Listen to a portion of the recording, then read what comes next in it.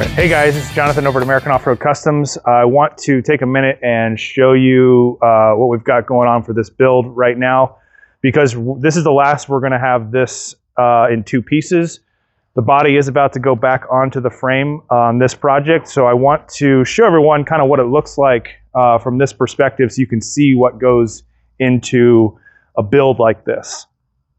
So if you haven't seen our previous videos or been following along, a quick synopsis is that this is a Jeep JKU that we're doing a GenRight Elite suspension system. We're doing an LS3 motor conversion.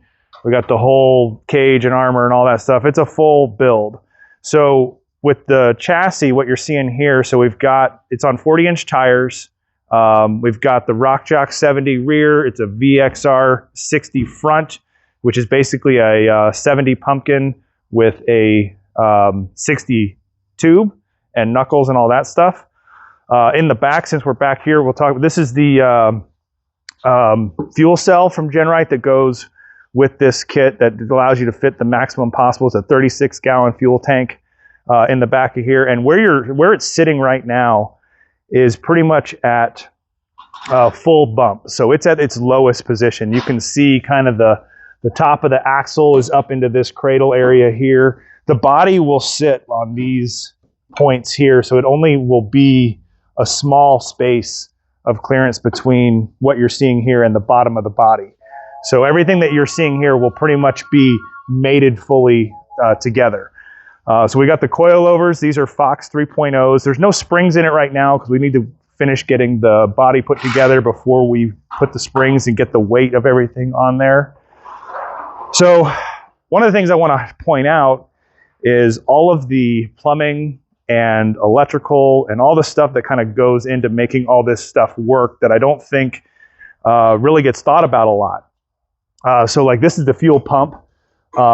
You've got your evap system lines. So these are vapor lines for the fuel system. This is the factory charcoal canister that's plumbed into the fuel tank. So the idea is that this will still pass an emissions test if needed. I don't think this one's going to be registered here, so it shouldn't matter, but if it needed to, it should pass. On the upper control arms, we have the brake lines and the locker controls, and the ABS wheel speed sensors go on this side, so that way the factory traction control system, ABS, all that stuff will still function.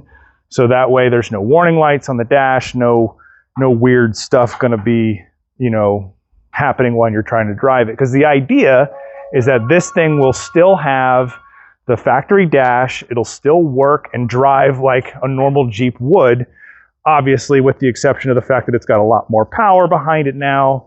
It's got bigger axles, much better suspension. So it has the best of both worlds is what we're trying to do. You want to be able to jump in this Jeep, fire it up, and drive down the highway at 75 miles an hour without any problems, hit the cruise control, and it should be able to handle that without any issues.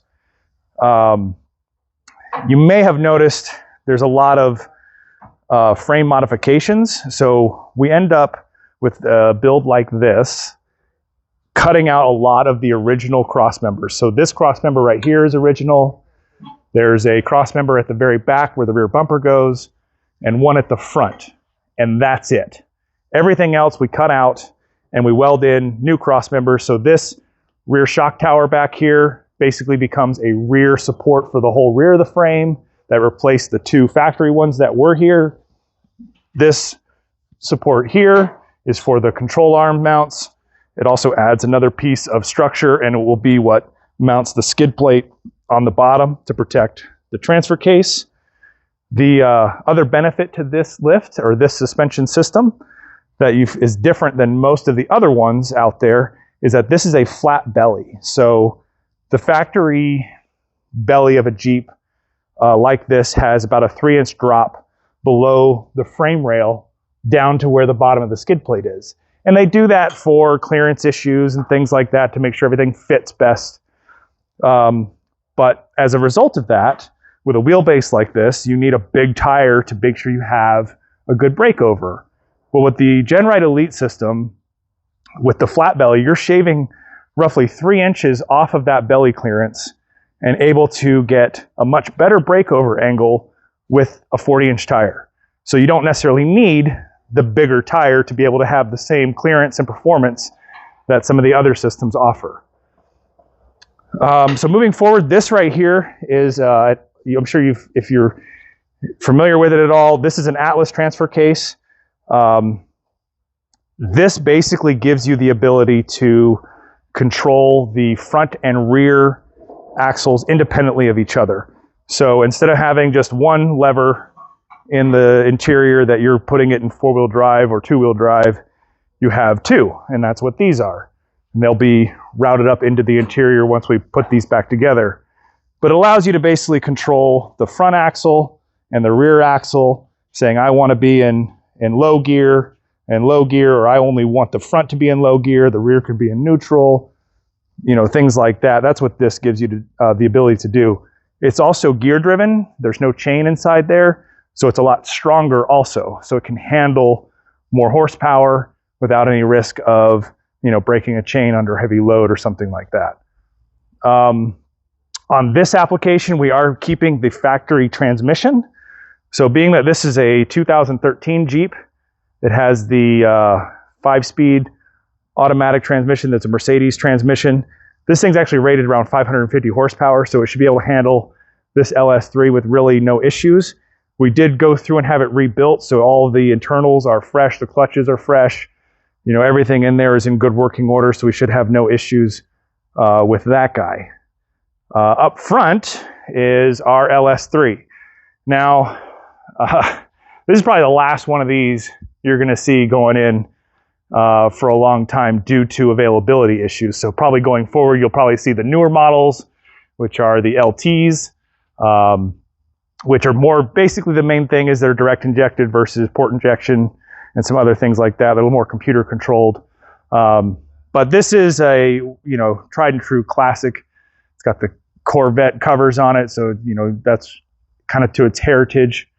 But it fits in really nicely in here. It's a very tight fit to fit all of this stuff with this suspension.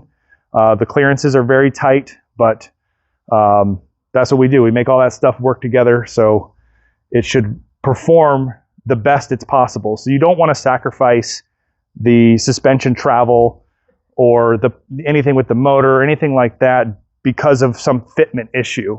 So the way we've got this set, everything fits and everything works the way it was intended to do so. So all this extra stuff you're seeing up here with the wires and these lines and all that stuff, that is stuff that will get connected once we mate the body back down. So we'll still have factory ABS system in here, so that will still work. We're going to end up doing a dual battery system from Genesis in this, so it'll have lots of power to run all the accessories and things that we're going to be doing. Up front, this is a Vintage Air front runner pulley system.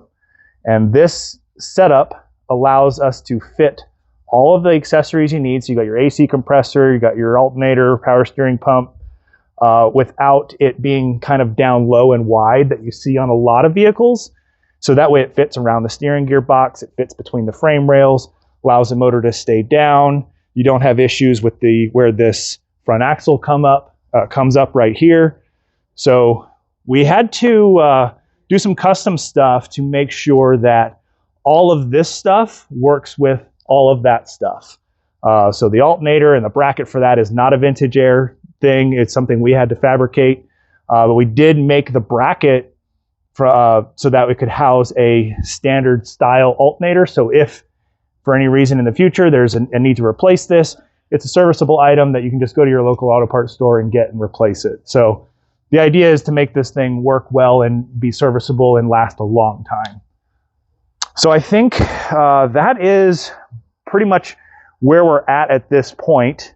So make sure you stay tuned. We should be wrapping this thing up in the next several weeks, and we'll be putting another video together when we do that to showcase all of the rest of the stuff that we're doing on this build. So make sure you like and follow us on YouTube, Instagram, Facebook, and we'll see you out there.